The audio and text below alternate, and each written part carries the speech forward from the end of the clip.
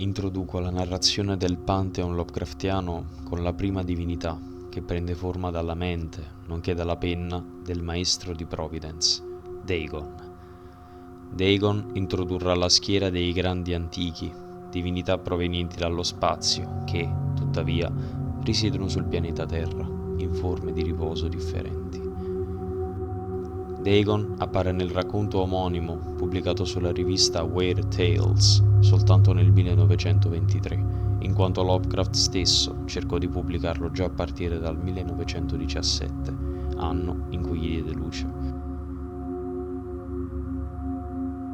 Il racconto narra di un incontro ravvicinato col dio, avvenuto da parte di un sopravvissuto ad un attacco di una nave tedesca durante la Prima Guerra Mondiale.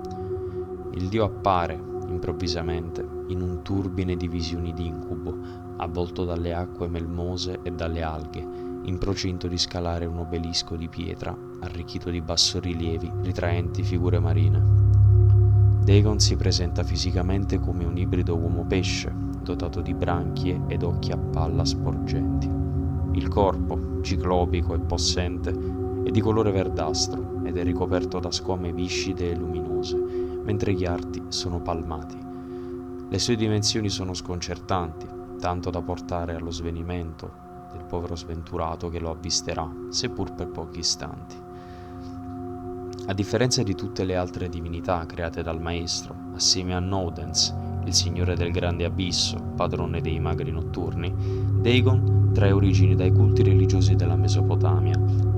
Il dio Dagon, infatti, è presente nel pantheon mitologico della civiltà fenicia, della quale è dio della fertilità e del raccolto, nonché il primo coltivatore. Curiosamente veniva raffigurato come un essere metà uomo e metà pesce.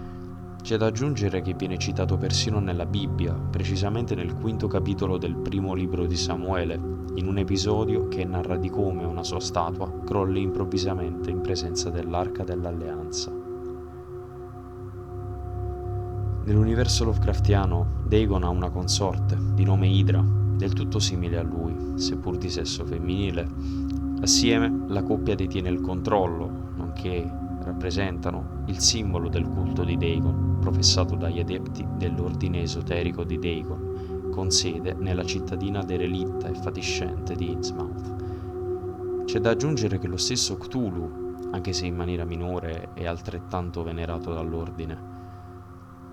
Così come descritto nel meraviglioso e raccapricciante romanzo breve La maschera di Innsmouth, gli abitanti della cittadina sono contraddistinti da un aspetto viscido, abissale, proprio come Dagon, il quale rappresenta la divinità primaria del loro culto, originatosi a partire dagli insegnamenti portati nella città dal capitano Obed Marsh nel 1838, dopo aver conquistato conoscenze di riti occulti e blasfemi da parte del capotribù Wallachia sull'isolotto di Pohnpei.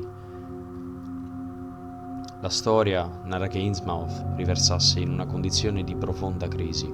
Il pesce scarseggiava, mentre la miseria e la malattia proliferavano tra le vie insalubri della cittadina marittima. Durante una spedizione nei mari del sud, Obed viene a conoscenza di un culto antichissimo, professato da una tribù di Kanak, i quali, in cambio di sacrifici umani e l'accoppiamento dei membri della tribù con esseri uomo-pesce, chiamati abitatori del profondo, ricevono oro e pesce in abbondanza. Questi esseri delle profondità presentano le stesse caratteristiche fisiche del loro sovrano Dagon. Tuttavia, diversamente da come si potrebbe immaginare, Dagon non risulterebbe essere il padre della progenie di creature, ma semplicemente uno di loro, a seguito di una mutazione che ne ha provocato proporzioni ciclopiche. Da allora, per mantenere in vita la cittadina di Innsmouth, continui sacrifici umani vengono svolti presso una scogliera vicina, chiamata Scogliera del Diavolo, assieme al costante e segreto accoppiamento con le creature abissali, elemento che garantisce agli abitanti della città il loro aspetto grottesco, destinato a concludersi in una metamorfosi in abitatori del profondo, che renderà obbligatorio il trasferimento nella magnificente città sommersa di Yantley, dove vivranno e prospereranno in eterno.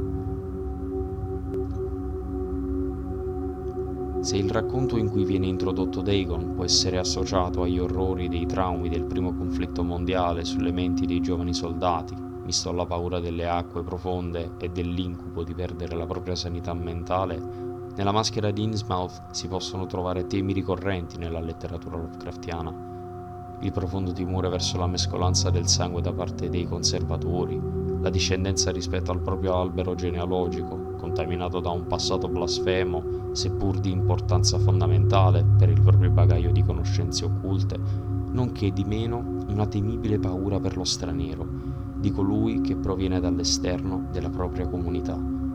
C'è da tener conto infatti che Lovecraft fosse profondamente influenzato dallo zeitgeist del contesto sociale in cui viveva, dunque in un'America profondamente puritana, conservatrice e bigotta.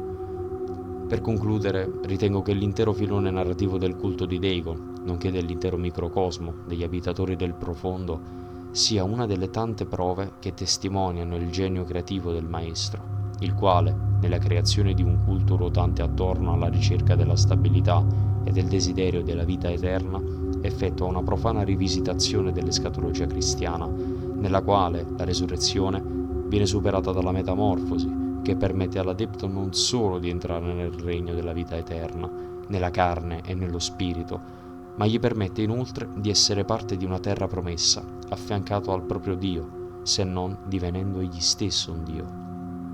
Una collettività di esseri capaci di plasmare le leggi della biologia a proprio piacimento, giovandone nella maniera più disumanizzante, attraverso il tradimento e l'abbandono dei propri principi umani, per trascendere ad uno stato di divinazione fisica in una mostruosa eternità.